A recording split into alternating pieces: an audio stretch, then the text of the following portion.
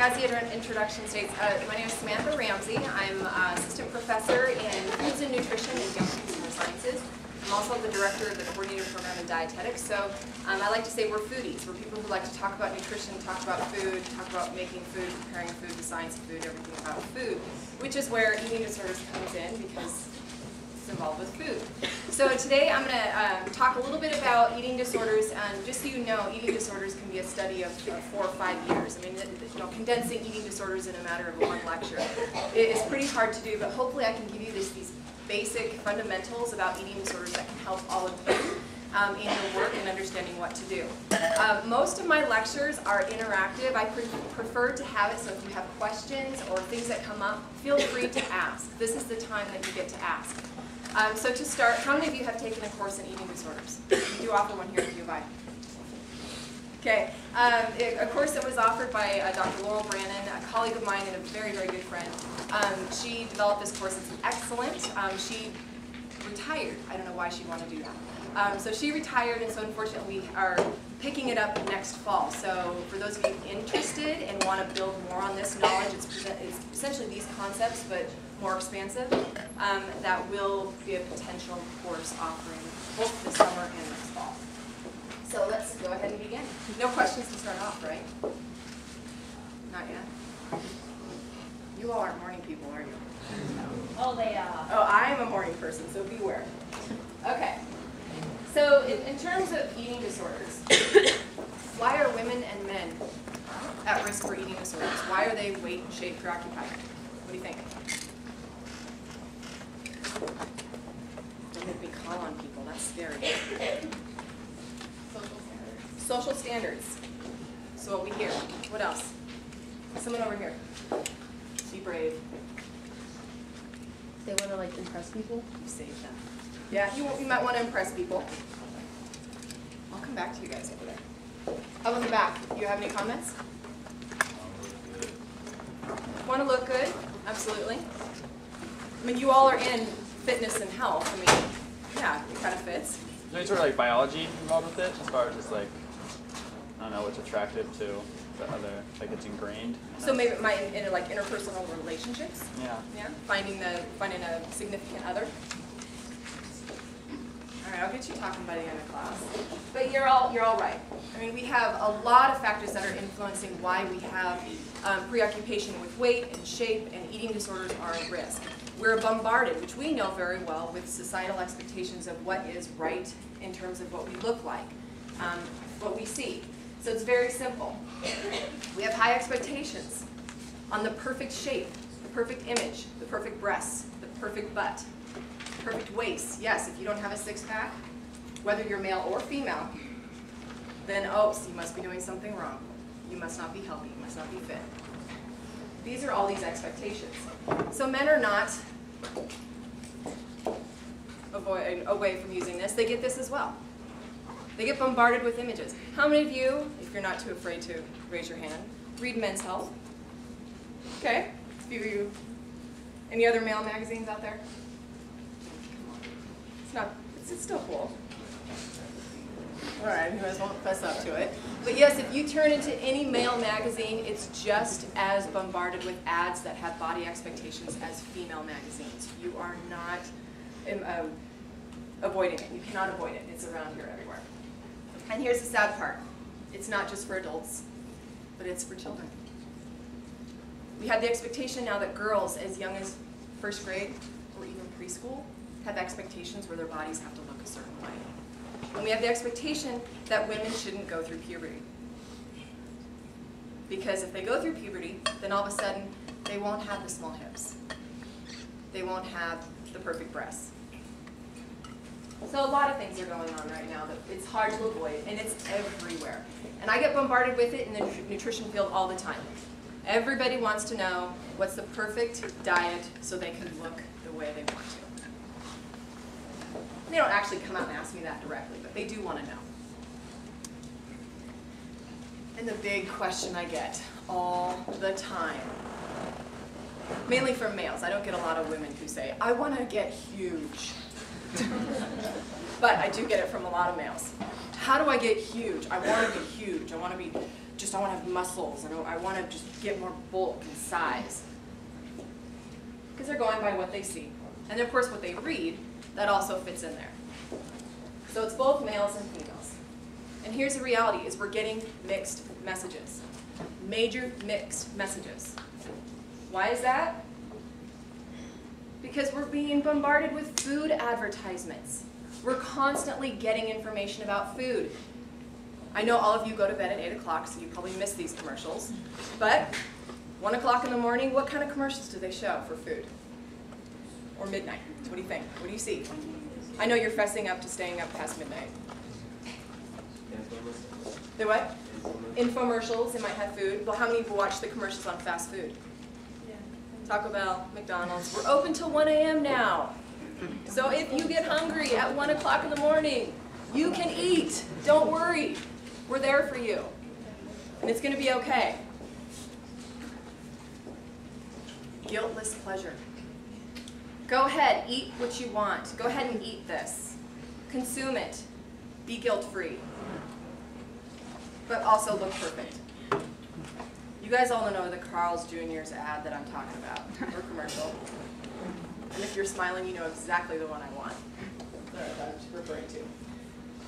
Or in this line, which I like, my favorite, you can never be too rich or too thin. Really? Really? Who came up with that one? Because obviously it wasn't a scientist. So no, they're everywhere.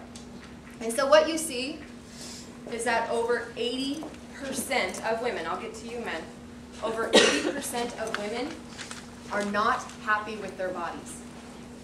They don't like how they look. Whether it's not happy with their thighs, or their butt, or their waist, or their breasts, or their arms, or their face, or their hair. They're not happy. That's the majority of women, 80%. That means all the women in this room, except for those in this section right here, are currently not happy with some part of your body. So this is all of you. And at least 10% of women, very, very high number, that's over 10 million, have an eating disorder. That is 1 in 10 women. I know there's more than 10 women in this room. Like, maybe 40. So by these statistics, this data, that means 4 of you have an eating disorder. Now, some of you are going, wait a minute. I don't have anorexia nervosa. What are you talking about? I don't. There's an eating disorder spectrum, meaning that there's all these variations of eating disorders. From food avoidance, food group avoidance, true anorexia nervosa, bulimia nervosa on the far end scales. There's disordered eating in between. There's all these scales that go in between. Eating disorders are prevalent and they're everywhere. So men, at least 1 million boys have an eating disorder.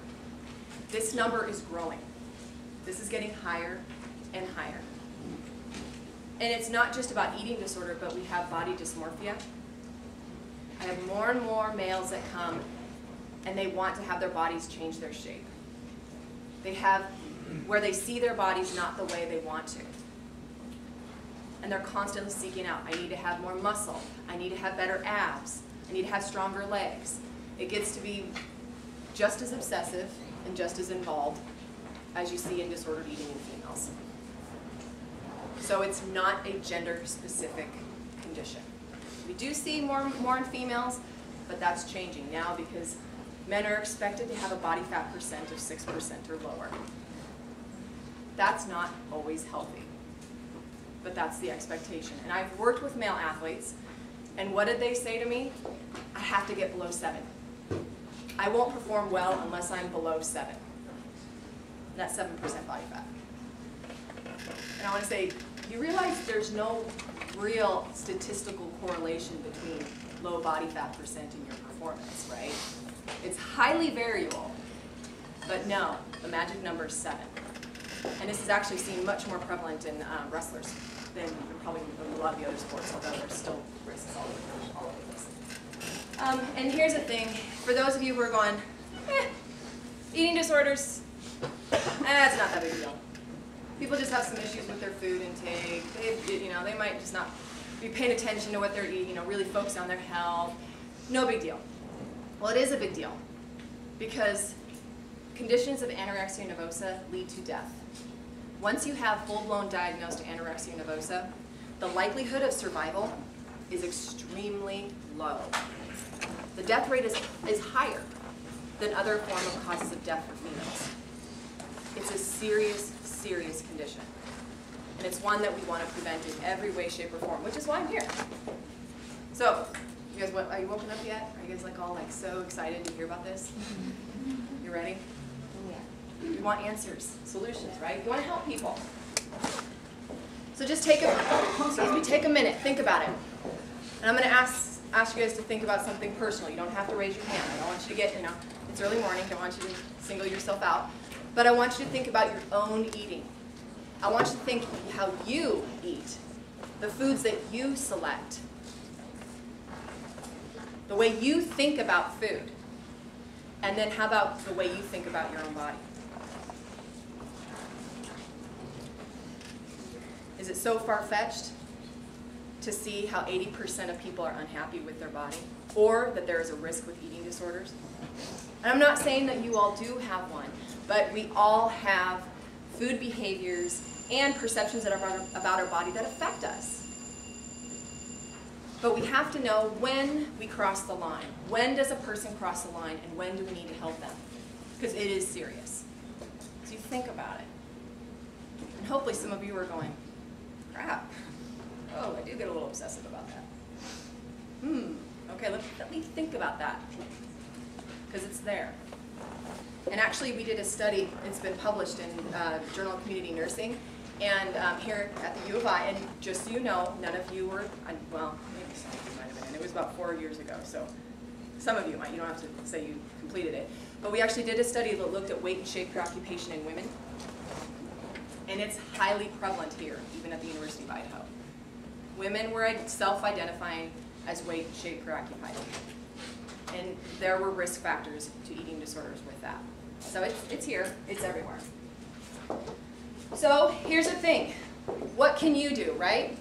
You all are not specializing in eating disorders.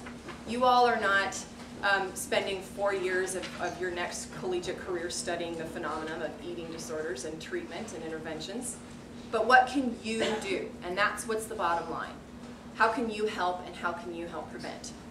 So the first thing I like to say is learn. Learn about eating disorders. This is just a start. How often, and I'm going to say this over and over and over because it frustrates me, how often I hear people say, oh, those people with anorexia nervosa, they just need to eat. Well, okay, duh. We obviously know they're restricting food consumption, but there's got to be more. And it's not just about telling a person that they need to go and eat a burger. Or, hey, let's make a pancake feed for you. It's more than that. Learn about the condition, understand what goes on. Because if you know, then you can be a better friend, a better support person, or a better advocate for prevention. And the other thing, know what is true and what's not true. I mean, I always like to talk about this because we are bombarded with fads about nutrition. You know how frustrating it is for me from my own family members who come to me and say, oh my gosh, I can't believe it. I just started eating more fruits and vegetables and I feel so much better. Really? Really?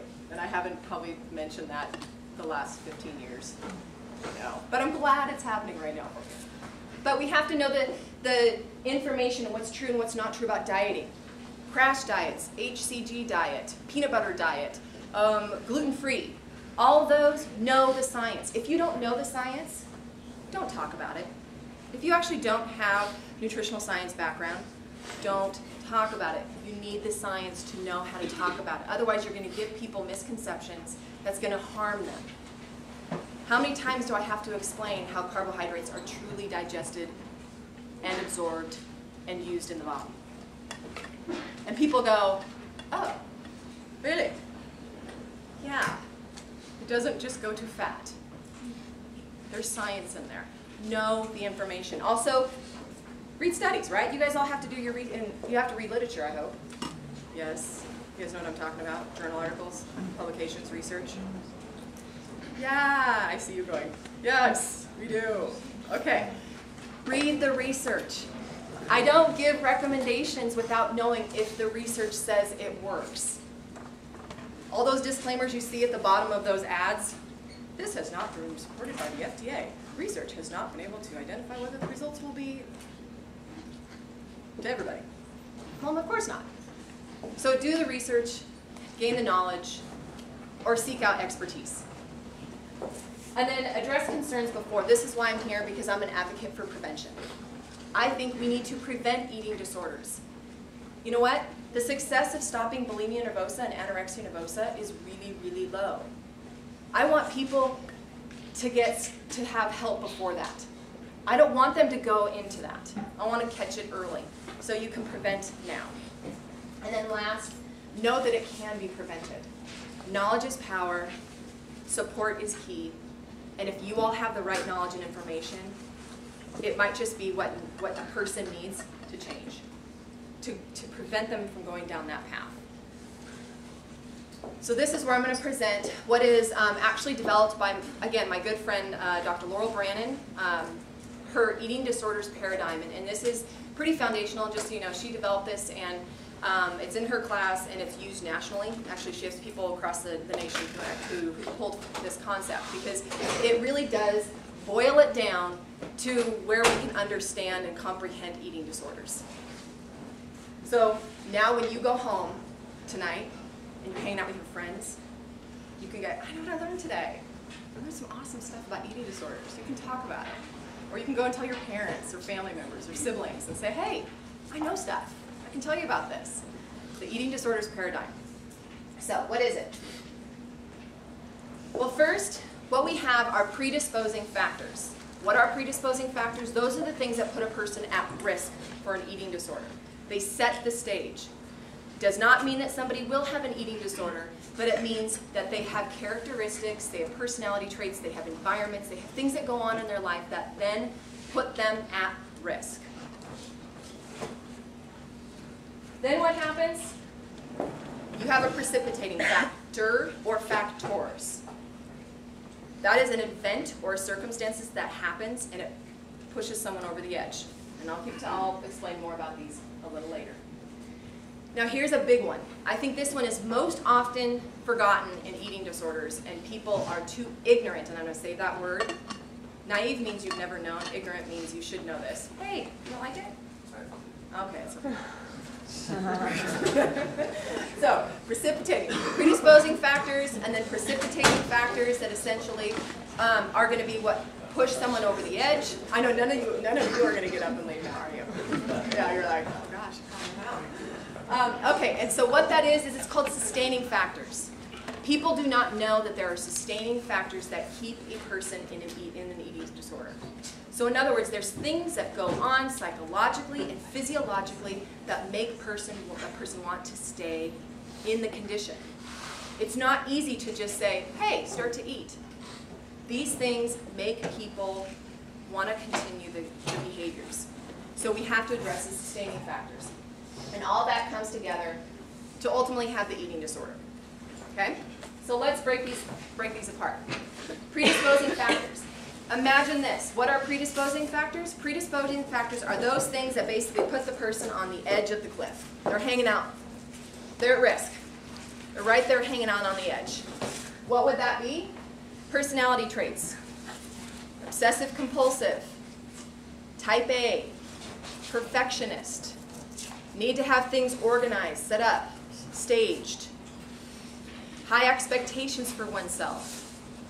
All of those are personality characteristics that put a person on the edge. Now, yes, I'm obsessive compulsive. Now do you say, oh, she's going to have an eating disorder? No. This is a predisposing factor. It puts somebody on the edge. It means that they have a potential risk. Family characteristics, if the family of that person has high expectations, is very perfectionistic, really demanding, that will also set somebody on the stage. So for example, maybe the person isn't very type A, but then isn't in a family that is type A, that will put them on the edge. And then societal factors. We are all bombarded by the societal factors that basically tell us we have to look a certain way. I was at a function in Coeur d'Alene giving a presentation to a group of girls, elementary age girls, 3rd through 5th grade.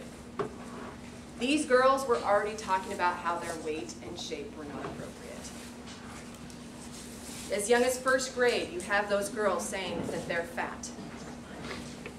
I had girls 1st grade who are saying, my belly, I have too much fat on my belly.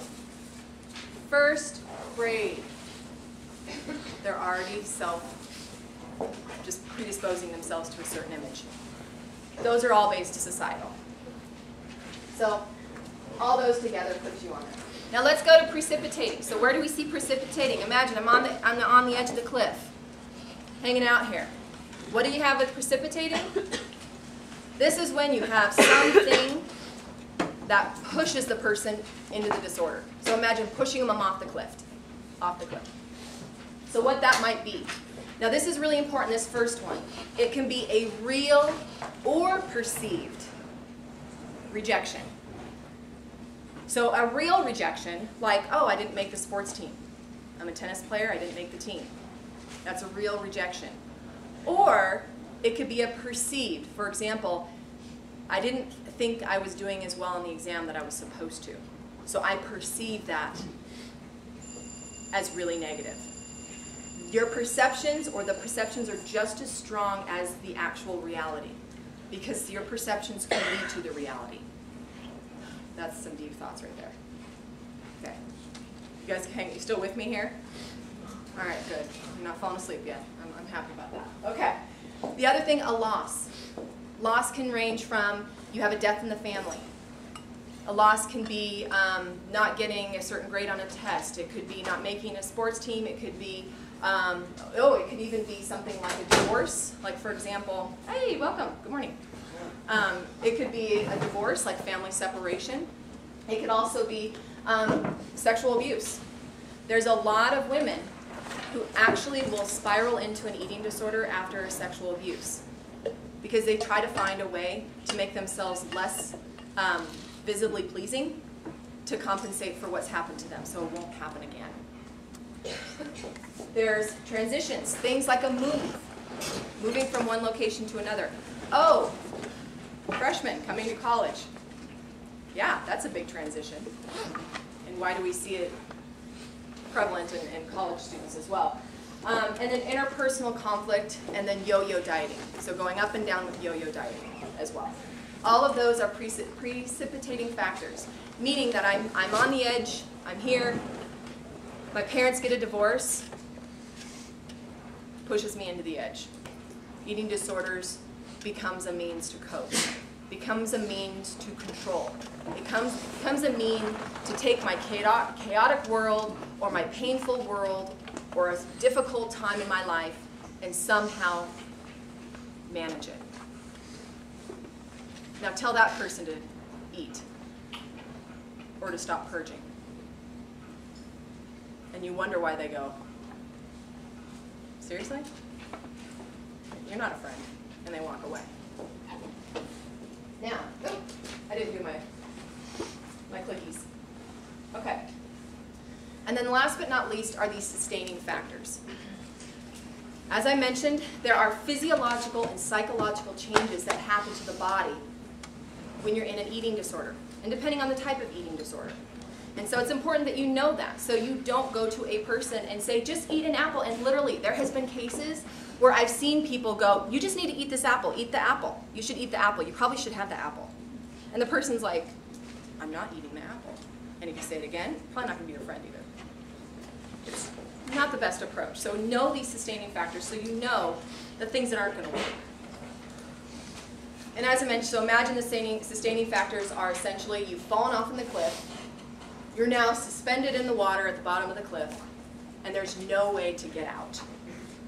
You can't climb up the cliff, there's no life vest, there's no life support, there's no ship coming by, you're just floating around in the water at the bottom of the cliff. And that's sustaining factors. Pretty dismal. This is an 8 o'clock dismal lecture. I know, so it's okay. You know what? We're gonna end positive in case you guys need some positive energy here for the rest of the day. No worries. Okay, so sustaining factors. Here's the thing. How many of you have been guilty of saying, "Oh my gosh, how much weight did you lose? You look great." Yeah. Yeah. "Oh, you look awesome. You must have lost like 20 pounds. Way to go." Yeah, it's reinforcing. And what's that person say? Yes. Yes, thank you. Thank you, I feel great. Yeah, we reinforce it. So far, I have not heard somebody say to a person, "Wow, you've lost so much weight, you look horrible." We reinforce it. And that makes the person sustained. We also had this issue where all of a sudden we label the person as the anorexic girl. She's now become the anorexic girl. Now, maybe not verbally, and maybe not, "Oh, that girl's the anorexic girl."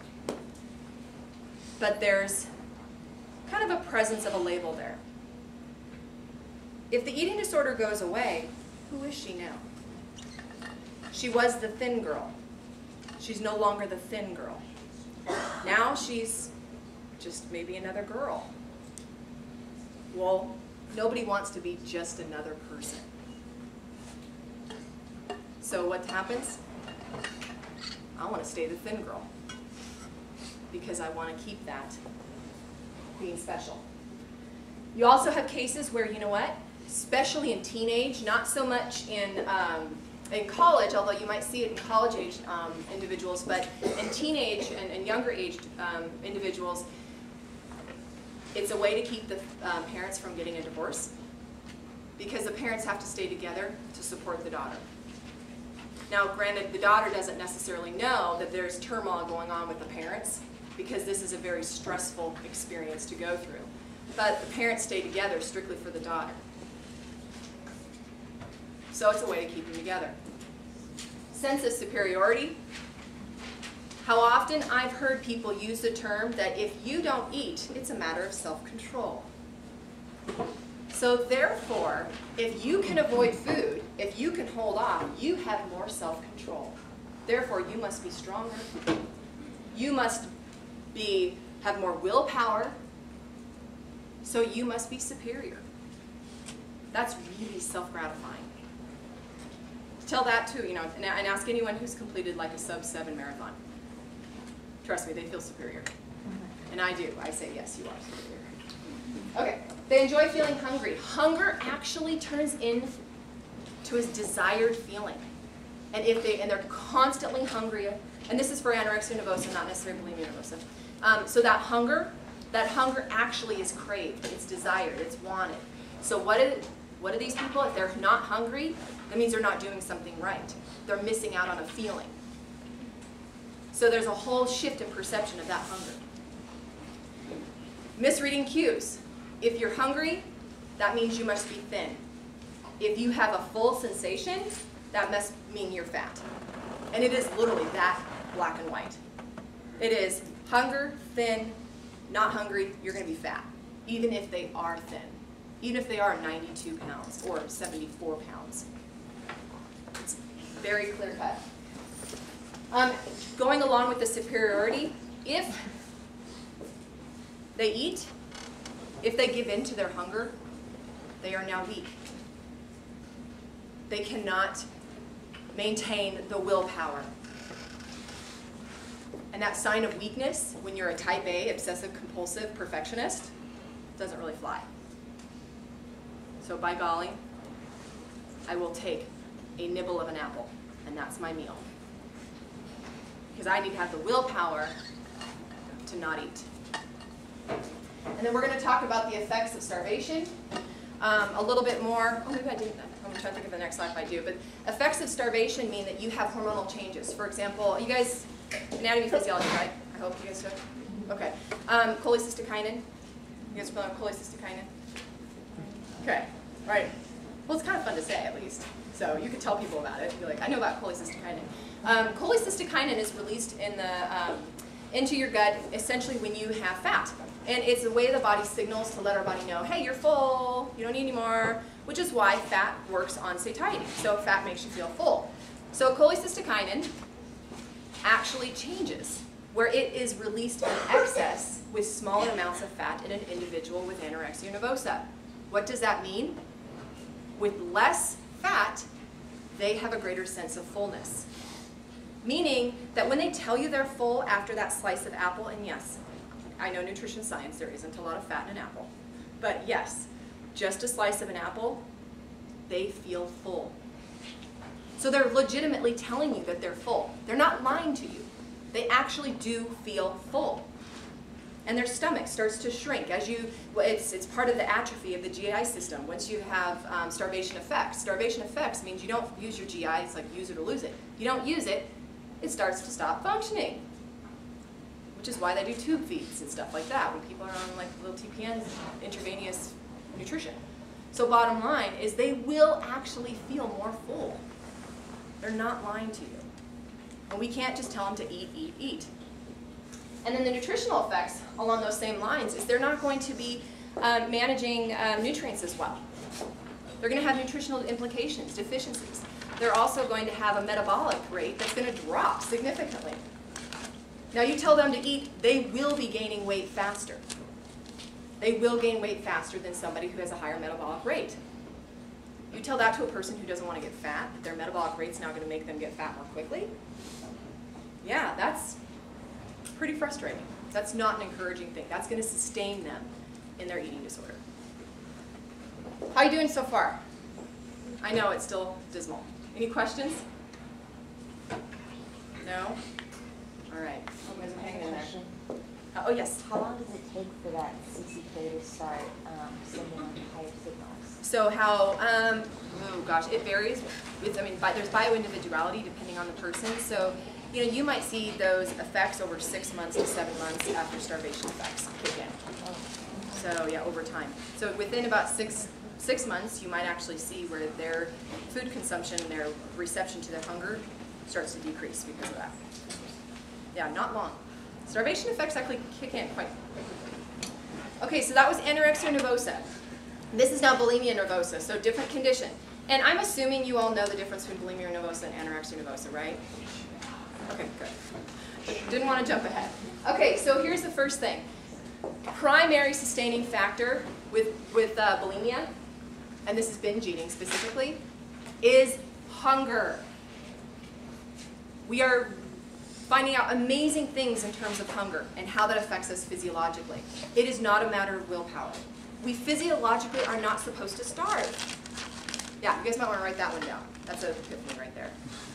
We're not supposed to starve. So our body actually does everything it can to stimulate hunger. Does things psychologically, does things physiologically. It tries to make sure we eat. So binging, it is driven by hunger. You have these periods of food restriction, so an individual doesn't want to eat for, let's say, 12 hours, 15 hours, or they'll go 24 hours fast, maybe even longer. They're hungry. They're hungry. So what do you do when you're really, really hungry? You eat. And you eat more than what you think you should be eating. So in a binge, it's definitely as a response to the fact that people are hungry. We're not meant to go long periods without food.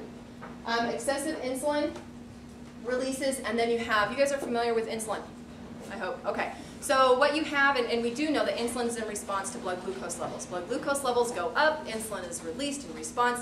Insulin then works with our insulin receptors on our cells to essentially take glucose into the cell. Okay? What happens when we eat and we binge eat? Lots of glucose, because a lot of food has been ingested. Way high insulin level. The two. High glucose, high insulin. Takes all the glucose into the cells as quickly as possible, possibly as fat, possibly as glycogen stores, who knows. And then what happens after that? You have bottomed out glucose. Bottomed out glucose then signals glucagon, which is another hormone that acts in response to low blood glucose levels, to eat. So you have the spike, you have the drop. And that's what drives additional hunger. It's why have any of you had where you had a big meal and then you're hungry like an hour and a half later and you're like, what is going on? I just ate. Well, yeah, because you spiked your blood glucose levels, insulin came in, it dropped it, and now you're hungry again. It's physiology. So that's what happens. The other thing is binging can safely regulate tension. So what binging does, it becomes a way to calm, to relax when you're stressed. How many of you heard the term comfort foods? How many of you have comfort foods? Yeah, those comfort foods. There are means. It releases serotonin in response to high carbohydrate content, which is often found in those comfort foods, which ultimately means that it makes you feel good. It does make you feel good to eat. Eating's not meant to make you feel bad. So it can help you regulate the tension. If you have aggression or anger, it also will safely regulate that as well. And I say safely in quotes because where people might want to show or exert their aggression because you just got a bad grade on your exam and you like to go and yell at your professor, but you probably shouldn't. So binging would help you cope with that. Not saying that that's what you should do. And then it's a safe way also to, I say safe, to go out of control. So there's other unsafe ways, like alcohol, drugs. Binging can be a relatively safe way to just let loose. And that's also all part of binging. And then purging. So purging is different. You have to think, there's eating disorders, binging, non-purge.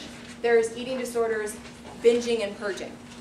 So people, if someone's still binging regularly, that's an eating disorder. People think, well, I'm not purging, so I don't have an eating disorder. No, they're two different types. Now, purging also has sustaining factors. And first, your endorphins are released. You actually get, a fix, a high. Not a true high, but a high. Your endorphins kick in after a purge. You actually feel really good. So you get addicted to that. You get addicted to that endorphin release. It can be cathartic, meaning that it can help the aggression, just like the binging did. If a person is feeling psychological guilt, they might have the binge might have provided a relaxation, but then post-binge, there might be a psychological element of guilt. Like, oh, I just binged, I just ate 4 trays of brownies, a gallon of ice cream, and a bowl of cereal. That's way too much food, I need to purge. And that's the guilt that can come with it. It can become, I think game is a little harsh, but it can become a game with not getting caught. I can purge and people around me don't know that. I can do it privately, I can do it secretly, and people won't catch me. Dieters achieve thinness, so in some cases, yes, when you purge food, your body doesn't fully digest it and absorb it. Therefore, you don't get those calories. I think that's pretty standard science. If it doesn't actually get absorbed into your body, you won't get the calories for it. Therefore, with binging and purging, it's a way to get rid of the calories. And that's one of the driving means of which. And there's also alcoholic purging, where there's actually cases, and on campus quite a bit actually, where women will consume excess amounts of alcohol so that they can purge what they ate before they went out. So, and that's actually very common, and a lot of girls say, well, that's not really an eating disorder. That is. Not the extreme, but it's still disordered eating. And then also it relieves the anxiety from the binge. So, the cycle that goes up and down. Here's something important to note. Over time, first, people will purge as a way to compensate for their binge. Over time, the purging becomes so valuable to their coping skills, to their peace of mind, that people will actually binge so that they can purge. And those are long cases of when you see bulimia nervosa. So what can you do? Well, anorexia nervosa, here's some early warning signs. Obviously, there's physical signs. Anorexia nervosa is a bit easier to identify. Why? Because a person loses a significant amount of weight. And if they're losing a significant amount of weight in a short period of time, that's also a flag that goes up. If a person also complains about being sensitive to cold, that you start seeing their hair thinning out, or a big, girl, men and women have hair that just fall out, but it starts to thin quite a bit. Also, if nails start to become very brittle and break and split. You can also see where in anorexia nervosa there's lanugo. Are you familiar with that term? So lanugo, it's a fine, thin, downy hair that will actually cover all the body. So it looks like a little fine fur that is all over the body, and that's lanugo. So that would be another physical sign. Behavioral warning signs, you start to see, and these are starvation effects, that the person talks about food and plans food all the time. And just after eating one is thinking about what they're going to eat the next time, and what they're going to eat the next time, and the next time. And it's a very obsessive planning of when and how they're going to eat. Weight and calories are big. You'll see desperation for exercise and a strong, strong, strong fear of gaining weight. Also with anorexia nervosa, often you see people that won't eat in groups or public. So you see people eating privately. Emotional symptoms, you want to start seeing where they're looking for approval for their weight from others. So self-esteem is low, and the weight is what guides that feeling better about themselves. And depression, and then there's a strong need for approval that goes along with it. So those are what you'll see in anorexia nervosa. What you might also see with bulimia nervosa, you want to pay very attention to people's patterns after they eat. Obviously going to the bathroom right after a meal.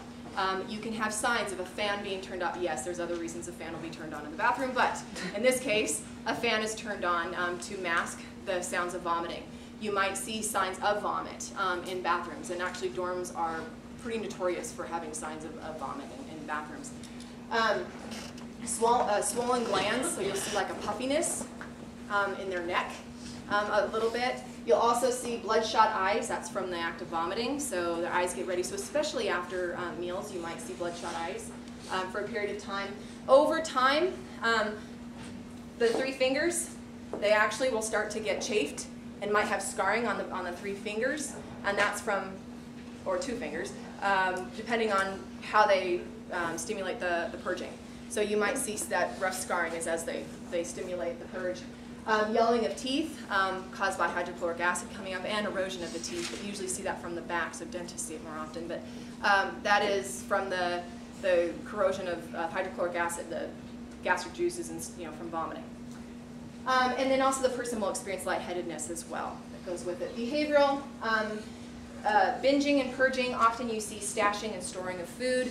Not wanting to eat in public, wanting to find private places to eat because they don't want to be seen with large quantities of food.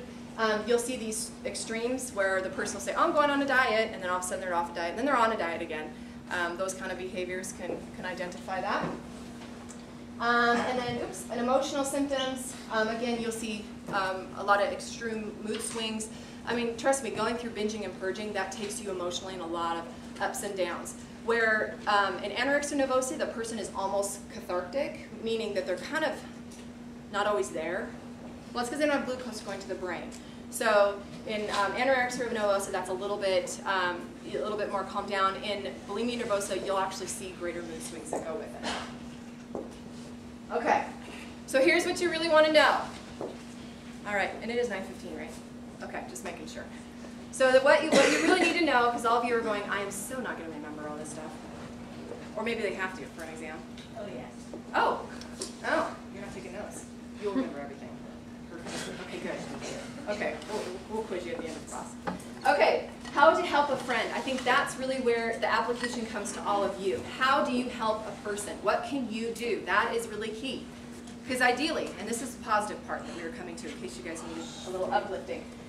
Here's the thing. If you have a hunch that a person has an eating disorder, there is a good chance that you're probably right. Go with your intuition. Now, it doesn't mean all of a sudden you're like, you have an eating disorder. What's going on? Huh? You want to tell me? What's happening to you? Should we fix you? No, that's not the way to do it. Never, ever, ever. Yes. You need to be very careful in how you approach it. But go with your intuition, and the first thing you should do, if you have a hunch that somebody has an eating disorder, you need to get information, you need to find out, you need to learn. Which means you have to be proactive to observe what the person is doing, start to get data. How many of you like research? I do. Okay, my graduate students of course do, so yeah. All right, all of you should love research. Research is awesome. Okay, so since you don't like research, it's still fun to gather data anyways, because data gives you information. So, hey, watching film is data gathering, just so you know, in case people were wondering. So, data. Get data. That means, what is the person doing that demonstrates that they might have something going on? If you just say, I think you have an eating disorder, they're going to say, no, I don't. No, I don't. But if you have data, I've been noticing that you've been going to the bathroom and switching on the fan, and I can hear sounds after the meals that we have together. And what are they going to say? Yeah. Okay, I did. I mean, it's data, and we're going to talk a little bit more how you approach that, but you need to know. When you do talk, you should be supportive. It shouldn't, and we're going to talk about verbiage that you can use, but be supportive. And now that you know that eating disorders isn't about just being, difficult with eating food, there's so many other things going on. There could be some emotional instability. There could have been abuse. There could be coping with loss. There could be all these other things going on. You coming in and talking about food and just saying you need to eat is not going to work. So what you need to do is be supportive and show them that you're a friend and you're there to help them. Mention your specific examples as I talked about. Get the data. Know what they're doing. Express your love and support. Mention that. And then be prepared. Look at the nationaleatingdisorders.org for resources and information, because I could go and talk about this whole separately, but I can't. Okay. What you should say. 3 helpful tips. When you say use I statements, that means I am concerned. I'm really worried. I am feeling concerned that there's something might be going on. And you explain it to them. Do not use you. Just like if you had somebody who said, yeah, you gave up the game point serve on that volleyball match the other day. Are they going to say, thanks? Yeah, I appreciate that. I lost the game. Thanks. Or if it was, I'm really concerned because I saw that at the game, that point, that game-ending point, and you were serving. How are things going? So it's a different approach. You use I am concerned so that you can say, hey, here's what I am seeing. I want to help you. Not, hey, you have a problem. Nobody wants to be told that they have a problem. Avoid giving simple solutions, as I mentioned before. It's not simple. It is not a simple solution. It is not a matter of just having the person eat the apple or go eat the burger. Or, hey, everyone's eating Papa Murphy's. Why don't you eat some pizza too? No, you have to think of it in a larger scale about the complexity of what's going on with the person. And it's a team approach, which I think I can talk about a little bit later in a minute. So, well, maybe I will touch on that a little bit. So in terms of team approach, and I'm sure you've read this in your textbooks, who would be the team? Wake you guys up a little bit. Who would be the team, do you think? That would help. It's 9 o'clock. You guys don't have any excuse anymore. It's past 8. Who would be on the team to help the person? Friends. So you might have friends might be on the team. Who else? Family members, definitely. That would be key. Who else? You guys didn't read this in your textbook, did you? Professional help. Professional, yes, thank you. You do need a professional, not just anybody. Who would be that professional help? Ideas? Huh? Me? Well, someone like me, how's that? Okay, yes, so a registered dietitian would be a great person you want to pull on. And a registered dietitian who experiences working with eating disorders, not just somebody who maybe does in variations, but someone who actually knows what goes on. So an RD, physician, yeah, there's serious health implications going on. A nurse is often used to monitor and assess. A counselor. Someone needs to help support the person who's coping with whatever precipitating factors and predisposing factors that are there. And then in the family member that you already stated. So at minimum, 5 people are involved. So how many times have I had someone come to me and say, I have a friend, she's purging, I know she's purging, I don't know what to do. Can you tell me what I should do? And the first thing I say is it's not your job to make it so she's better. You can't. You need 5 people. Really. You need a team. You need a support group. What you can do is support her and talk to her and show her that you're the friend. That's the same thing for males. Males don't want some other male telling them, hey man, I think you have an eating disorder, buddy. What can I do to help you? I want to fix it for you. No, guys don't want that either. So we need a support team. Okay. Now, what if they won't listen to you? Well, first of all, key word here. Tell your friend you believe in him or her. Not you believe her, you believe him. Saying, oh yeah, no worries, you don't have an eating disorder. No, what you're saying is, I believe in you. I believe in what you're trying to do for yourself. I believe in what you can do. But you still see what's going on. So you want to still show your support. Be caring, be firm about what you see. And you may lose a friend. And that's the saddest part for a lot of people, is it means they'll lose a friend. If they need arises, that's when you tell someone else, oh, I did have it on here. So these are all the professionals that you want to be in contact with. So if you're on a sports team, definitely let your coach know. You want to make them aware, but be very careful too. And don't do it publicly, because you'll really lose your teammate then. If your classmate, roommate, dorm mate, our campus has resources. We have a campus dietitian, we have a health resource center, we have a women's clinic. We have professionals within the area who then can be accessed. So there are options. So you seek those out. And there, we leave a few minutes for questions. None. Zero. Yes? How do you do this if the person lives far away? So, and a lot of you may have left a friend from back home who had an eating disorder. And what you can do is you can tell people. You can get information. And not, first you probably want to talk to your friend if you haven't already done so, and use those same words of, I am concerned because I see or I have seen you do this and this and this. And as your friend, I want to help you. I want to see you be healthy. And then make sure that there's awareness by the family, and then also looking at support within that region, like whether it's health professionals or whether it's school counselor at the school, or I know in a lot of regions they do have here, Brittman has some, Kootenai Medical has some, St. Luke's and Boise has some, but they're actually professional. They're outpatient clinics, which is different than inpatient clinics, but they're outpatient clinics that can help hopefully prevent or intervene early. If it's too late down the road, then a person would need an inpatient clinic, and that is extremely expensive. And there's Seattle, I think, has one, and Arizona has one. There's very few, but they cost probably close to $60,000 to $70,000 to have somebody go in an inpatient clinic. So, yes? You said that you were going to be offered a class here next fall. What exactly does the class go in depth wise for you? Well, it expands on the eating disorder paradigm. And so where I just gave you a nice 10-minute version of it, you actually do learn about the physiological changes. You learn about what happens, the starvation effects for each condition. You actually not just take notes about it in here, but you actually have to know and demonstrate your knowledge of the eating disorder paradigm and the eating disorder spectrum.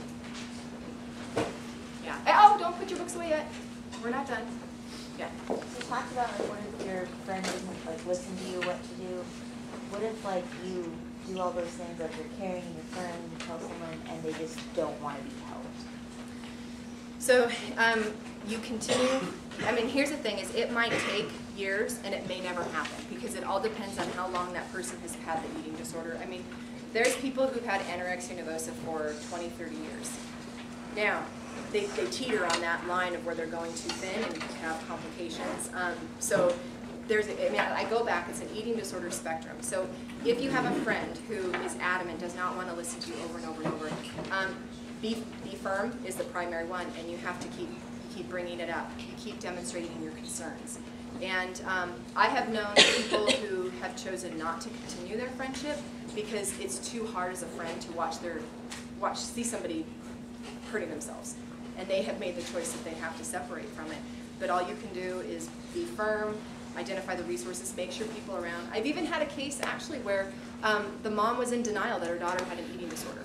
Why? Because the mom thought her daughter looked great and was getting lots of attention and thought that was a great thing. So why should she be worried about her daughter? Her daughter's getting all this wonderful attention. That's so cool. And what do? You continue to reinforce the complications, the risk factors, amenorrhea, osteoporosis. I mean, there's severe, a good friend of mine, she had anorexia nervosa, and she had, her bone mineral density is much lower. So she's about 20 years behind in where she should be in her bone mineral density because she had anorexia nervosa. So there is long-term complications, and we just have to keep reinforcing it. Yeah. On the other end of the spectrum, for people that binge, for a particular individual that swears you can be healthy at any age, whether you weigh 300 pounds at 5 feet or 96 pounds at 5 feet, but because blood work shows that this individual, cholesterol is good, their blood sugar is good. I was a nurse for 12 years. I know, like, they would tell me what the weight of the patient was coming in, and when they were morbidly obese, I was able to label almost every disease process that they would have coming in. How do you feel about that? So, and you're not from the purging standpoint, right? You're No, talking just from the strict strict binge. Oh, just strict binging. There's complications with binging across the board because we're finding more. I mean, insulin's pretty fascinating if you study insulin and insulin resistance, and we're finding that it's not so much in people. Just for the record, carbohydrates don't make you fat. Okay, I'm just going to say that right now. And if you don't believe me, then take some nutrition classes because you'll learn about that. What does create problems is when you have high spikes in blood glucose levels that are repeatedly high. Now that can actually take those insulin receptors that allow you to recognize insulin and take up glucose. That actually has a direct correlation and actually causation at this point to insulin resistance. So for people who binge, they're giving these high spikes in blood glucose levels that predispose them for type 2 diabetes. So yes, even though it doesn't show right now, they're having insulin-resistant effects that will show up later on. So, but to your other point, health at every size, I am an advocate of that. I think there's body shapes and sizes that are all across the board. I don't think we can pigeonhole what a healthy person should look like. What we need to use is what should a healthy person be doing? What does a healthy person do? It's behaviors, and I'm a nutritional scientist but behavioral researcher. So behavioral research really shows if you look, it's not just BMI, and they tell you it's not just BMI, but it's actually, okay, lipid panels, blood panels, glucose, of course, but then there's also things like, what are your meal patterns? What is your frequency of eating? What's your physical activity? All these behaviors that come into play. And if a good physician would actually address all of the pieces, not just BMI, not just your blood panel, but also the behaviors that would go with it, and that would be your best physician. So if your physician's not asking you all those questions, you can ask that physician to check it out. So, and that's what is indicator of a healthy individual. And that could be a person who carries on the higher recommended body weight, or a person on the lower, because I've also had a lot of people who've been low body weight and their lipid panel is awful. And I'm like, yeah, you're at risk for heart attack in about 10 years. And then I've also, on the flip side, I've had people who are the higher spectrum, and this person can do more than 90% of the people out there, but carry some excess body fat. So it's much more complex than just simple BMI, which everybody wants to talk about BMI. So, all right, my little 2 cents. All right, you have 5 more minutes. It's the last time you're going to see me this semester, ever. All right, I guess that's it.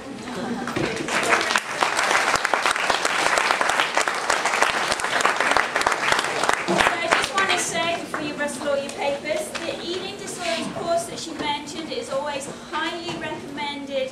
I see exercise science and health students as they go through practicum and internship and graduate, and they say that it is one of the most highly recommended electives to take, not only for the information but the way it's put together. It's an awesome course, so put that on your potential elective course.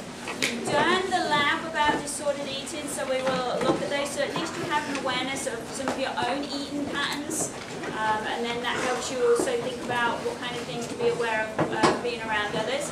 But I want you to also, as you eat, because you can't avoid eating, so it's challenging thing to do. As you go through the week and the weekend, think about being more mindful of what you eat, when you eat, why you eat, and the food that's going into your mouth. A lot of times you'll eat a meal and then go, oh, did I eat? What was it? What did it taste like? What did it smell like? What colour was it? Take just a little bit longer to look at your food. Enjoy the taste of it, even if it's fast food, if that's what you're going to eat. Or not enjoy it as you actually stop and think about it. I'm a big fan of cookies, and if I slow down and eat them, I realise they're actually quite disgusting, some of them, at some times. But just be a little bit mindful of your food. The last thing I'm going to say is that a number of you were nodding off in class. I know it's early. I find it exceptionally unprofessional and rude. If you need to sleep, go home, go to bed and sleep without help. Don't come to class and sleep. It is not acceptable. And know that I will wake your butt up in class next week and throw you out. So if you need to sleep, sleep through class. Have